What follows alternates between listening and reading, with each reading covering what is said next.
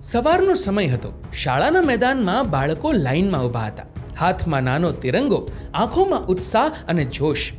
એક બાળક પોતાના શિક્ષકને પૂછે છે કે ટીચર, આજે પ્રજાસત્તાક દિવસ છે, પણ તેનો અર્થ શું થાય છે? શિક્ષક થોડીવાર મૌન રહ્યા અને પછી બોલ્યા કે બેટા, આજનો દિવસ એ યાદ અપાવે છે કે આ દેશ કોઈ રાજાનો નથી, કોઈ નેતાનો નથી. આ દેશ આપણો સૌનો છે, એટલે કે પ્રજાનો છે. પ્રજાસત્તાક દિવસ ફક્ત ઝંડો ફરકાવવાનો કે પરેડ જોવાનો દિવસ નથી. આ દિવસ આપણને યાદ અપાવે છે કે ભારતમાં સાચી શક્તિ બંધારણમાં છે, સાચી શક્તિ લોકો પાસે છે. 26મી જાન્યુઆરી 1950ના દિવસે ભારતે પોતાને ફક્ત સ્વતંત્ર દેશ નહીં, પરંતુ એક ગણરાજ્ય જાહેર કર્યો. અને ગણરાજ્ય એટલે એવું રાષ્ટ્ર જ્યાં સૌથી ઉપર કોઈ એક વ્યક્તિ નથી, કોઈ નેતા નથી, કોઈ માલિક નથી, કોઈ રાજા નથી, પરંતુ સૌથી ઉપર કાયદો છે. આ દુનિયાની સૌથી મોટી લોકશાહી વ્યવસ્થાની પાયાની શરૂઆત ત્યારે થયેલી.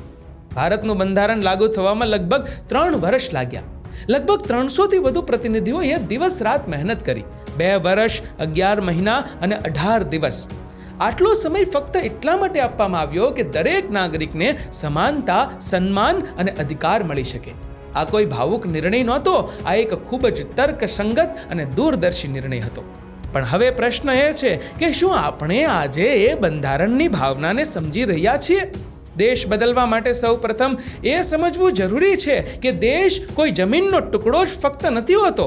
દેશ આસપાસના લોકોથી બને છે અને લોકો પોતાના રોજિંદા વર્તનથી દેશની દિશા નક્કી કરે છે. આપણે ઘણીવાર કહીએ છીએ દેશમાં ભ્રષ્ટાચાર છે, દેશમાં સિસ્ટમ ખરાબ છે, દેશમાં શિસ્ત નથી, પણ આપણે એવું ક્યારેય પૂછીએ છીએ કે હું આ દેશ માટે શું કરી રહ્યો છું? દેશ બદલવાની શરૂઆત મોટી મોટી ક્રાંતિઓથી નથી થતી, એ નાની નાની જવાબદારીઓથી થાય છે. જ્યારે તમે નિયમ તોડીને ખુશ થાવ છો, ત્યારે તમે અજાણતા દેશને નબળો બનાવો છો. પણ જ્યારે તમે નિયમ પાલન કરીને ઊભા રહેતા શીખો છો, ત્યારે તમે દેશને મજબૂત બનાવો છો. જ્યારે તમે મતદાન કરતા પહેલા વિચાર કરીને મત આપો છો, ત્યારે તમે ફક્ત સરકાર પસંદ નથી કરતા, તમે દેશની દિશા નક્કી કરો છો. પ્રજાસત્તાક દિવસ આપણને એ પણ યાદ અપાવે છે કે અધિકાર સાથે ફરજ પણ આવે છે. જેમ કે બંધારણ આપણને બોલવાની સ્વતંત્રતા આપે છે, પણ જવાબદારી પણ આપે છે કે વિચારીને બોલવું. બંધારણ આપણને સમાનતા આપે છે, પણ ફરજ પણ આપે છે કે કોઈને પણ નાના ન સમજીએ.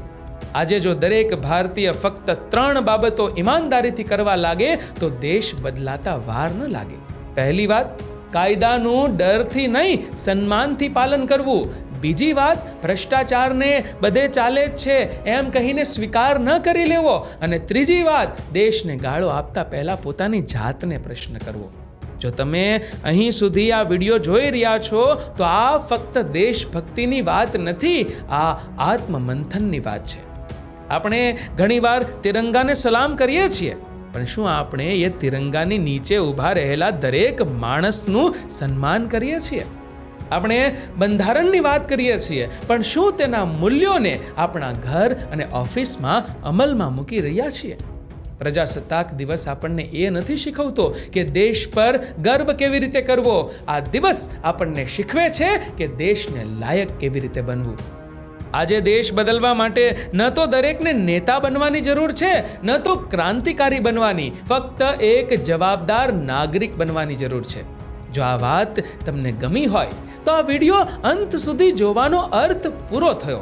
અને જો તમે સાચે જ ઈચ્છો છો કે આ દેશ ફક્ત નકશામાં નહીં પરંતુ વ્યવહારમાં પણ મહાન બને, તો આ વિડીયોને લાઈક કરો, તમારા પરિવાર અને મિત્રો સાથે શેર કરો અને ચેનલને સબસ્ક્રાઇબ કરો.